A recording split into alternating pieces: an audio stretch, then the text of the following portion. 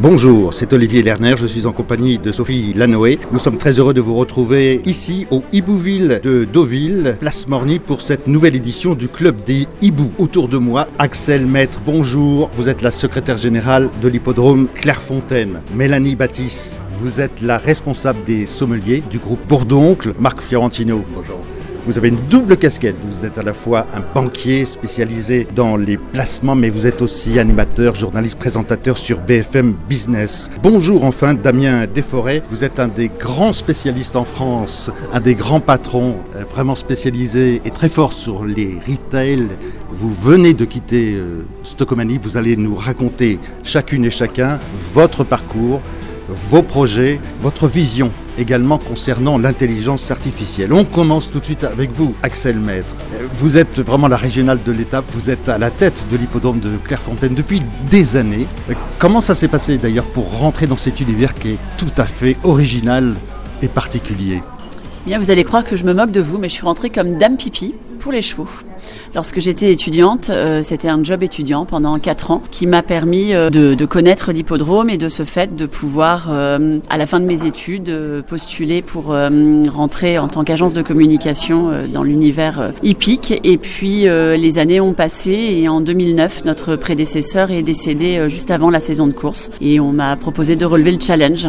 Et les années ont passé et on est aujourd'hui avec un hippodrome qui a pris un tournant avec de nombreux travaux. On a une politique d'essayer de rester dans le coup avec des installations qui sont de 1928. Donc un hippodrome qui va fêter ses 100 ans dans moins de 5 ans. Et on est une association loi 1901 sous triple tutelle de l'État, ministère de l'Intérieur, ministère de l'Agriculture et ministère des Finances. On finance une filière, c'est ce qu'il faut vraiment avoir en tête. C'est-à-dire que contrairement à d'autres opérateurs, on n'est pas une société cotée en bourse, on n'est pas une société tout court, on est une association loi 1901. On organise des courses de chevaux, c'est l'objet d'ailleurs de nos statuts, c'est l'amélioration de la race chevaline. Et pour améliorer cette race chevaline, il y a le PMU qui prend des paris. Depuis 2009, il y a une ouverture des paris à d'autres acteurs sur les réseaux online et on prend des paris sur l'hippodrome. Et nous vivons essentiellement grâce aux paris sur l'hippodrome, à la redevance qui nous est donnée sur les paris au niveau du PMU et à tout ce qu'on peut faire à côté en termes de partenariat, sponsoring et location du site puisqu'il est assez joli et il permet de recevoir séminaires, conventions, mariages et autres. Damien Desforêts, vous avez commencé chez Carrefour. Racontez-nous vos débuts, comment ça s'est passé ? Très simplement, moi j'ai toujours été passionné par le retail. Le retail, c'est finalement une image sociétale. C'est toujours ce qui m'a intéressé, malgré mes études. J'ai commencé, comme c'était à l'époque, dans la grande distribution, un peu au bas de l'échelle. Et puis très vite, on m'a proposé d'aller ouvrir tout seul des hypermarchés en Pologne, alors que j'avais pas 30 ans. Et à partir de là, si vous voulez, je suis revenu en France sur différentes missions. Moi, mes spécialités, en fait, c'est un peu les sujets difficiles. Voilà, j'aime bien les sujets difficiles. Donc c'était déjà des retournements économiques, parce que moi j'ai 2 casquettes. Je suis responsable des valeurs économiques d'une entreprise, mais aussi des valeurs humaines, parce que sans les hommes on fait rien. Et donc effectivement j'ai fait un retournement sur du textile chez Carrefour. Après je suis parti en Italie pour ouvrir Primark en Italie. On est parti de rien, maintenant il y a 20 magasins, ça fait plus de 1 milliard de chiffre d'affaires. Et en revenant en France, j'ai repris CA, entreprise en très très grosse difficulté à l'époque. Et en fait on est passé d'une situation économique très négative à une situation plutôt très positive, grâce aux équipes toujours. Et puis là, je viens de finir une mission, entre guillemets, chez Stockomanie, qui est le leader français de l'outlet, on va dire ça, ou du déstockage en France, avec 150 magasins et 3500 collaborateurs pour un chiffre d'affaires à peu près de 800 millions d'euros.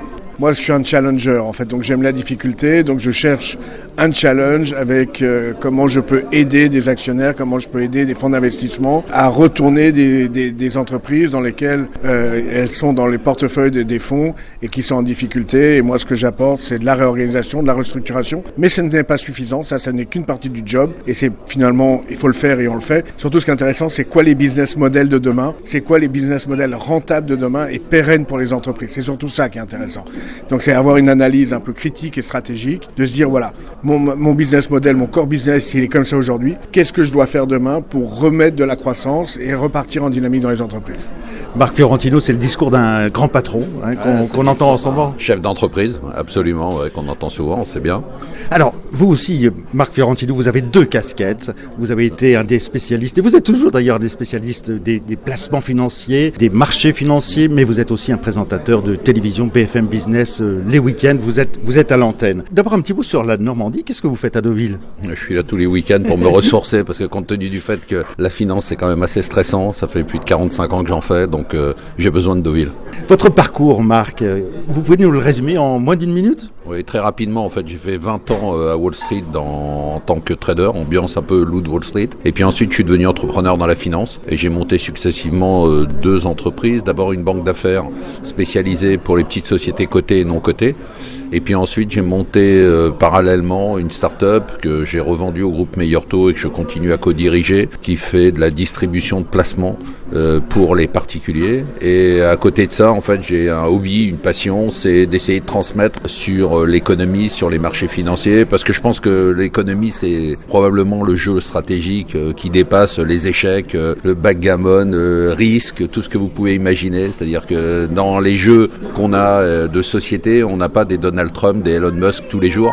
Et là, on a un jeu de société où il y a des nouvelles cartes qui sortent tous les jours. Et moi, j'adore expliquer ça. Alors justement, et moi je suis franchement un fervent lecteur de ce que vous écrivez dans votre morning zapping tous les matins. Vraiment, vous êtes servi par l'actu en ce moment. Vous vous régalez. Ah oui, je me régale. C'est-à-dire que franchement, quand j'ouvre sur ma tablette tous les journaux, je me dis mais c'est pas possible qu'il soit passé tout ça en une seule journée. C'est-à-dire que quand je regarde même la une du Financial Times, avant, je sais pas, il y a 7-8 ans, il y avait un événement majeur. Et quand il y avait un événement majeur en une, c'était déjà important. Mais là, je me dis, mais je me le dis moi-même. Le matin, je me dis mais c'est dingue, il s'est vraiment passé tout ça. C'est incroyable. On est dans une période d'accélération de l'histoire dans tous les domaines. Tout à l'heure, tu parlais du retail, mais dans tous les domaines qui est absolument phénoménal. Et on en parlera tout à l'heure, évidemment que l'intelligence artificielle est un facteur d'accélération majeur. Allez, on termine ce premier tour de table avec vous, Mélanie Baptiste. Donc vous êtes la chef sommelière du groupe Bourdoncle. Vous intervenez essentiellement ici à Deauville au Drakkar. Comment ça s'est passé le mois de janvier ? T'es pas trop triste avec ce Dry January ? Non, ce mois de janvier s'est très bien passé. On a une chance, c'est qu'à Deauville, il y a énormément de séminaires. Je crois que le Dry January ne les intéresse pas vraiment. Donc, on n'a pas été vraiment impacté par le Dry January. Au contraire, on essaie vraiment d'aller chercher des petites pépites. On est allé chercher des vins qui sont grandement à la mode, sans alcool. Mais à Deauville, aujourd'hui, ça ne prend pas vraiment. Racontez-nous un petit peu votre carrière, comment vous êtes arrivé ici à Deauville, comment vous vous êtes intégré. Vous avez de l'autorité d'abord.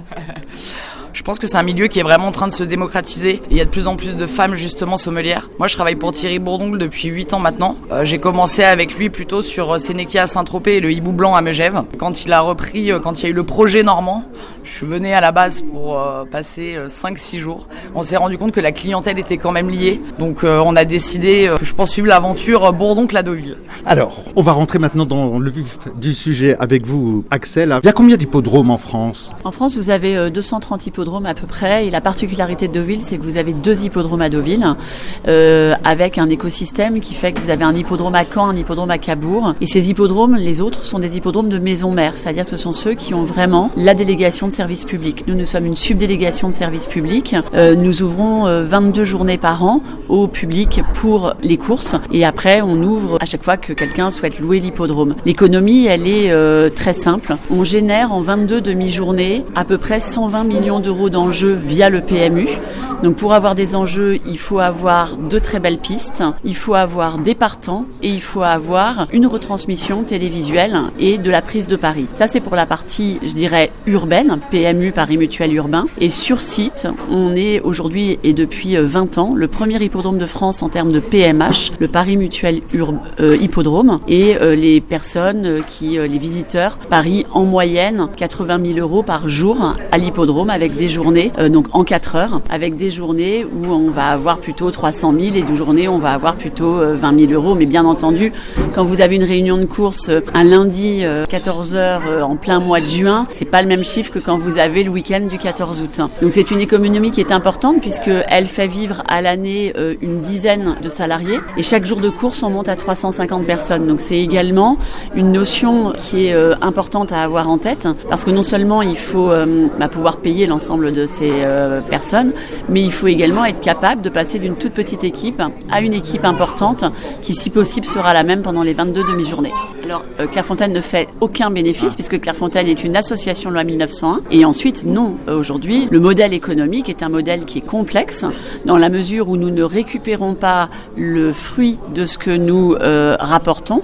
C'est de la mutualisation entre tous les hippodromes. Et donc, la part totale revient aux maisons mères et aux PMU qui vont le redispatcher de manière à ce que des hippodromes qui n'ont pas forcément la chance d'être basés à Deauville puissent bénéficier de nos revenus. Donc, c'est à nous de trouver d'autres sources de revenus pour réussir à équilibrer nos revenus. Mais nous ne faisons pas de bénéfices, nous ne distribuons pas, nous sommes une association dans la 1901. On parle gros sous, Damien Desforêts. Est-ce que lorsqu'on est comme vous, un super président, quand on rentre dans une société, est-ce qu'on pense d'abord à faire des bénéfices? Est-ce qu'on pense à l'argent? Bah oui, clairement, faut être très humble. On est là pour créer de la valeur. Marc Fiorentino, il faut être presque un professionnel pour s'occuper de ses propres placements. Vous intervenez comme super conseil? Super conseil, non, mais comme conseil, oui.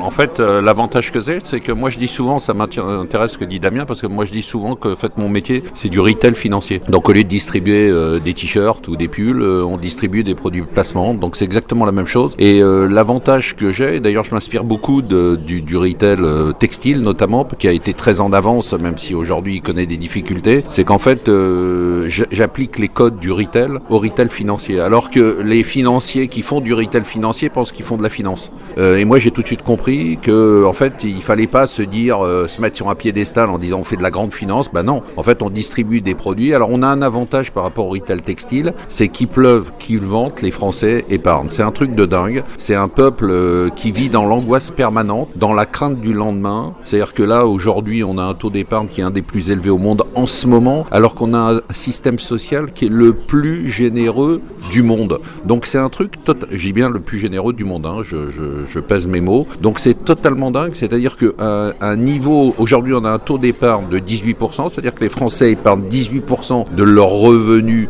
mensuel, 18%, c'est quand même complètement dingue. Et ça correspond avec notre système social à un taux d'épargne de quasiment 25 ou 28%. C'est-à-dire que normalement, les Français devraient épargner 10% de leurs revenus parce que il y a la Sécu, il y a l'école gratuite, il y a les allocations chômage, il y a la retraite. Même si tout ça va être mis en cause et réformé, on n'a pas besoin d'autant épargner. Et quelque part, c'est un problème pour l'économie parce qu'une partie de cette épargne, elle est totalement stérilisée, elle va dans le livret A, elle va dans les obligations d'État, elle finance la dette, donc comme on n'a pas de mal à financer notre dette, on continue à faire des conneries, et donc on se retrouve dans un cercle qui n'est pas un cercle vertueux. Avec vous, Mélanie et Baptiste, on va refermer cette première partie. Est-ce que les clients du Drakkar, par exemple, regardent les prix affichés sur vos bouteilles de vin? Je pense que depuis le Covid, les gens font vraiment attention au prix. Cependant, le Covid, les gens se sont rendus chez des cavistes, se sont renseignés et ont une vraie notion maintenant du prix d'achat d'une bouteille de vin. Maintenant, les gens vont aller plus justement, ils ont besoin de conseils pour aller sur des plus petits producteurs et moins sur l'étiquette et de l'appellation. Voilà. Axel Maître, on marque une petite pause. Vous avez choisi Vincent Delerme. J'ai toujours le souvenir de quand il était venu à l'établissement Élite Brignac et je trouve qu'à une époque où on a peut-être, quand on a une quarantaine d'années, du mal à trouver son style musical dans les nouveautés actuelles. Je sais pas, vous m'avez demandé tout à l'heure, je me suis dit tiens, l'Alliance française qui parle de Deauville, eh bien c'est ce nom-là qui m'est venu en tête. À Deauville, un dimanche sous la pluie, sur les planches, elle s'avance à côté d'un homme plus âgé. Il ne dit presque rien. À Deauville, ce matin, il promène sur la plage son deuxième mariage.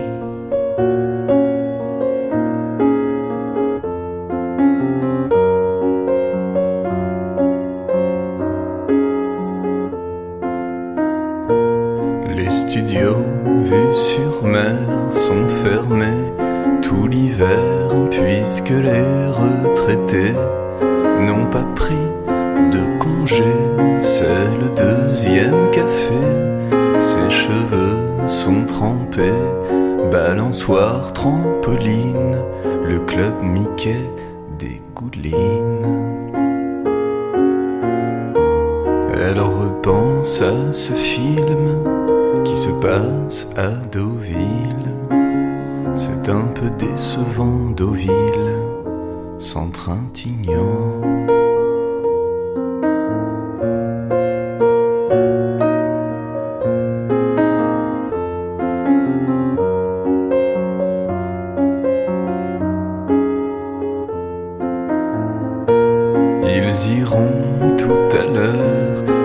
déjeuner à Honfleur, reprendre la Rover et s'ennuyer ailleurs menu à 220 citrons verts sur les mains.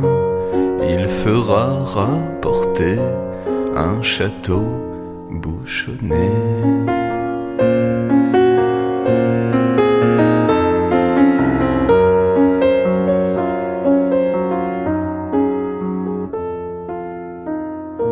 Juste après le repas, ils feront quelques pas. Elle voudra essayer ce manteau bleu soldé, marée basse sur le port. Il attendra dehors, il faudra envisager un retour bouchonné.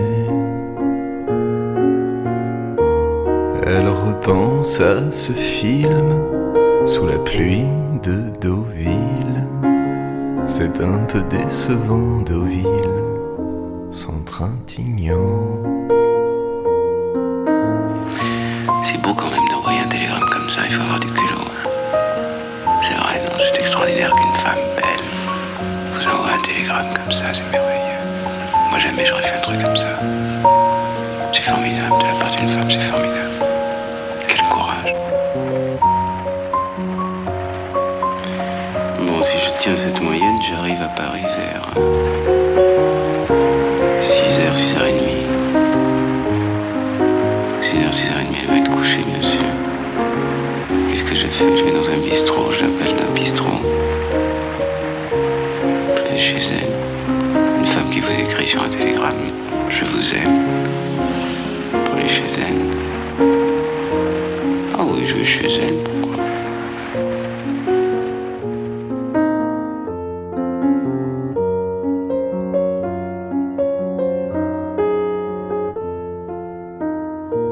Elle a raté son dimanche à Deauville sur les planches. Il a raté sa vie à Deauville sous la pluie. Et nous nous retrouvons ici, à Deauville, au Ibouville, place Morny, pour cette deuxième partie consacrée à l'intelligence artificielle, puisque dans quelques jours, à Paris, une trentaine de chefs d'État et d'experts seront présents pour se pencher sur les peurs, les fantasmes de l'intelligence artificielle. Est-ce que vous avez peur de l'entrée de l'intelligence artificielle dans les écuries? Alors, pour répondre à votre question, c'est un sujet qu'on travaille depuis 1 an et demi. J'ai moi-même décidé de repartir sur le banc de l'école et je viens de terminer un executive master à l'ESCP Paris, justement sur le problème avant l'intelligence artificielle, déjà de la digitalisation. Nous, on est vraiment un secteur agricole, il ne faut pas l'oublier, on cotise à la MSA, on est saisonnier, donc on a un secteur économique, touristique, comme le Drakkar, et il faut bien voir que et on a une clientèle familiale, il faut bien voir que notre clientèle, lorsqu'elle vient, elle est soit 20 km à la ronde, et plutôt une clientèle 55-80 ans, historique, course, et qu'est-ce que je viens faire de transversal à Deauville sur une journée? Je viens aux courses parce que du matin au soir, on me propose un panel d'informations, d'animation et avec des partenaires, dont Mélanie est partenaire, qu'on essaye de renvoyer. On essaie de renvoyer notre clientèle vers ses partenaires. On a un deuxième type de clientèle qui sont les vacanciers. Et ces vacanciers, aujourd'hui, ils sont très dans l'air du temps de toute cette nouvelle génération de la digital detox. Alors, franchement, il faut réussir à tout faire composer ensemble. Je pense que la digitalisation et la création parcours client numérique en amont, oui, il faut le faire et on est dessus. La digitalisation sur le site, elle va s'adresser à 3 niveaux. Le premier niveau, c'est l'information qu'on donne aujourd'hui et cette information qu'on donne aujourd'hui, on la crée à la main. Je vous donne un exemple. Par exemple, on relève l'état du terrain. Aujourd'hui, c'est un tableau Excel, une feuille, une personne, un relevé de 2 heures, une retranscription à la main sur Excel et des calculs, encore automatiques grâce à Excel. Demain, ça peut être remplacé par de la digitalisation et on peut y mettre de l'intelligence artificielle avec des algorithmes.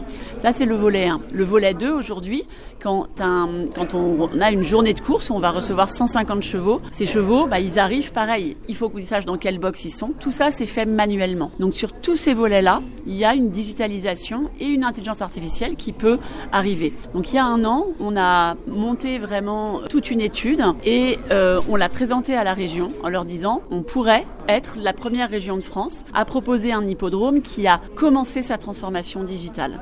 Donc aujourd'hui, on attend la réponse réponse, elle est dans les jours à venir. Mais en tout cas, on est très sensible à ce sujet. Avec vous, Marc Fiorentino, on continue effectivement sur l'apport de l'intelligence artificielle sur l'information. Est-ce que vous en servez au quotidien ?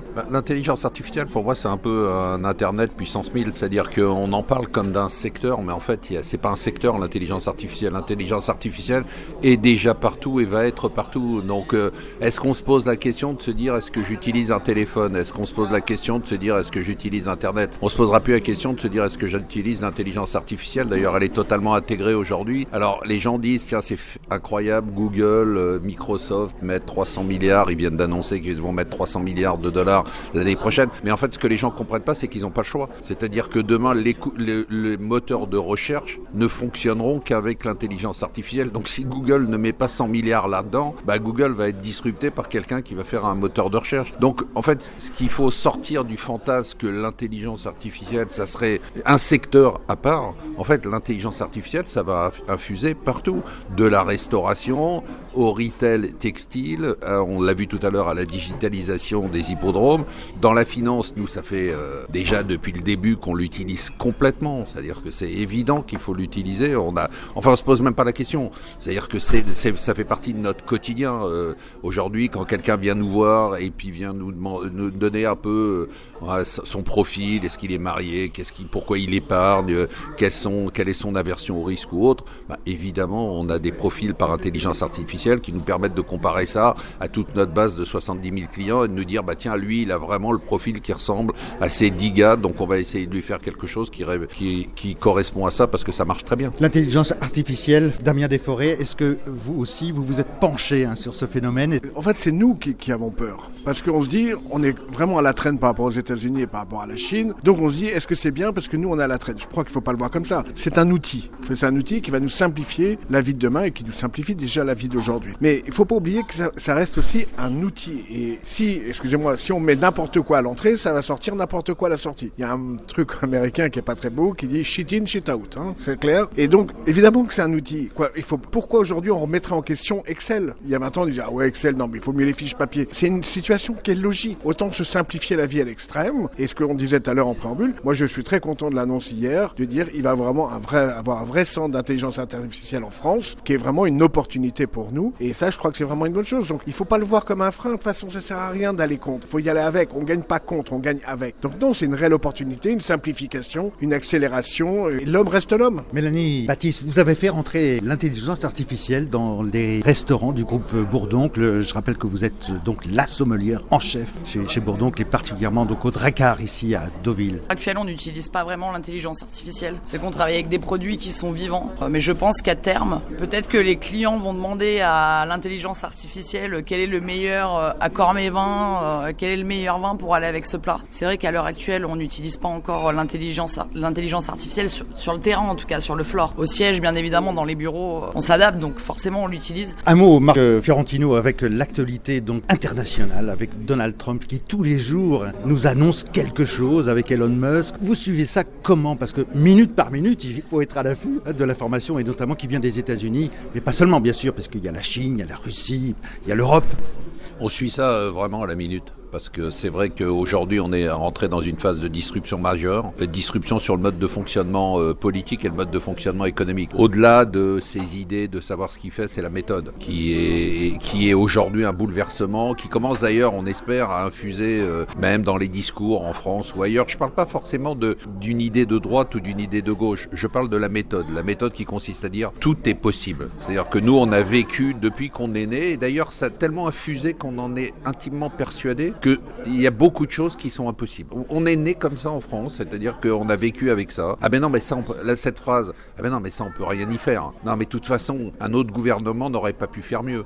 On entend tout le temps ça. Et puis, lui arrive et puis dit, on critique ou pas la personne, je parle pas de la personne, je parle de la méthode. Il arrive et dit, en fait, rien n'est acquis. Il va parfois trop loin parce qu'il dit même les frontières ne sont pas acquises. C'est-à-dire le Canada doit rejoindre les États-Unis, le Groenland aussi. Mais ce que je trouve rafraîchissant dans la méthode, c'est de dire, en fait, partons d'une feuille blanche. Alors peut-être à un moment, en partant d'une feuille blanche, on va dans l'outrance, c'est ce qu'il fait de temps en temps. Mais le fait de partir d'une feuille blanche, de dire finalement, il n'y a rien n'est acquis. C'est-à-dire qu'on peut repartir et se dire, la façon dont on consomme dans les restaurants, c'est peut-être pas acquis. La façon dont on va à une course hippique, c'est pas acquis. Peut-être qu'il faut changer de business model. Et je pense que cet exercice-là, qui est un exercice ultra stimulant, il nous pousse à le faire au quotidien. Alors effectivement, les débats, vous savez, très franco-français, de qui dirige entre Musk et Trump, mais franchement, tout le monde s'en fout, quoi. Vous savez, les Français ont ce côté un peu ronchon et jaloux de dire si comme ça bouge là-bas, on va trouver la faille. Mais il faut arrêter de chercher la faille, il faut plutôt essayer d'avancer. Alors je voudrais terminer cette émission ici au Ibouville de Deauville avec une question finalement sur vos loisirs. De quelle façon vous vous détendez un petit peu? Marc Fiorentino, dans votre rubrique, dans votre papier quotidien, dans le Morning Zapping, vous parlez avec... Moi j'adore cette rubrique, on s'en fout. Vous terminez toujours par ça. Et vous avez le temps de vous passionner pour les séries qui sortent et de les critiquer. Alors cette semaine, un conseil, qu'est-ce qu'on regarde? Alors 17 février, sortie de White Lotus 3. Voilà, donc il faut le regarder, les 2 premières saisons étaient géniales. Et puis pour ceux qui vraiment l'ont pas vu l'année dernière, c'est Shogun qui reste une des séries absolument fabuleuses à voir. Voilà, et les séries que vous n'aimez pas? Les séries que je n'aime pas, franchement, il y a beaucoup de séries françaises qui sont... Il y a une série, tiens, je vais insister, qui s'appelle, avec Pierre Ninet, qui s'appelle Fiasco, et qui mérite bien son nom. Mélanie Baptiste, comment vous vous détendez? Moi, je regarde énormément de séries aussi. Je suis d'accord avec Marc, je pense que la saison 3 de White Lotus, c'est en Thaïlande, à Koh Samui, donc elle s'annonce plutôt sympa. Moi, la série que j'aime beaucoup en ce moment, c'est Les Gouttes de Dieu. C'est autour du vin aussi, elle est très bien faite. Et pour ceux qui sont un petit peu passionnés de vin, je conseille vraiment de la regarder. Damien, qu'est-ce que vous faites? Vous jouez au golf, non? Je joue un peu au golf, je suis pas un vrai pro, loin s'en faut. En plus, j'ai eu un problème d'épaule, donc voilà. Donc, qu'est-ce que je fais quand je me détends? Alors, à l'inverse de mes prédécesseurs, pas du tout, je suis pas très télé. En plus, ma femme qui est présente, elle vous dit, le lendemain matin, j'ai vu un film, je me rappelle pas ce que j'ai vu la veille, donc voilà, ni les acteurs. Donc, c'est pas du tout ça. Non, moi, j'ai besoin de me défouler, donc je fais pas mal de boxe. J'ai besoin de taper dans le sac, ça me fait du bien. Et ce qu'on disait tout à l'heure avec Marc, d'aller à Trouville le week-end ou à Deauville, pour moi, c'est un réel échappatoire et ça me permet de me poser réellement. On termine avec vous, Axel Maître. Quand vous sortez de l'hippodrome, j'imagine que vous aussi, vous cherchez peut-être à vous changer les idées. Vous ne pensez pas que cheval, vous ne rêvez pas que course de chevaux? Moi, en fait, ma deuxième vie commence puisque je suis maman de 6 enfants, tous sortis de mon ventre, dont le dernier a 4 ans. Donc, mon hobby, c'est de gérer la maison, de les emmener au cheval, de les emmener faire du foot et de faire en sorte que tout ce petit monde soit capable de pouvoir grandir en ayant une maman qui travaille à plus que temps plein. Voilà, je vous remercie d'avoir participé à cette émission, le Club des Hiboux au Ibouville de Deauville. Axel Maître, bonne continuation à vous, bonne saison. Damien Desforêts, qu'est-ce qu'on peut vous souhaiter? De créer une nouvelle entreprise? Un nouveau challenge, très simplement. Un nouveau challenge, un nouveau défi. Là, on entend bien Marc Fiorentino, le chef d'entreprise. Et vous, quels sont vos projets? Qu'est-ce que vous avez envie d'améliorer? Moi, je veux rien changer, je veux que ça continue comme ça parce que c'est passionnant. Mélanie Baptiste, allez, un petit conseil d'une bonne bouteille qui va bien avec le mois de février. Le mois de février, ça fait forcément penser à raclette, fondue. Donc j'irai sur des vins de Savoie, des Chignins Bergeron, des belles roussettes. Ça marche très bien avec ce genre de plat. Ça vient de chez moi, c'est très bien. Et il faut venir au Ibouville où il y a justement la fondue à la carte. C'est le seul restaurant qui fait ça, il ne faut pas l'oublier. Axel Maître, voilà pour le mot de la fin. Mélanie Baptiste, Damien Desforêts, Marc Fiorentino, merci d'être venus, merci d'avoir participé à cette émission. Et moi je vous dis à très bientôt pour un nouveau club des hiboux ici au Ibouville de Deauville, place Morny. Bonne journée.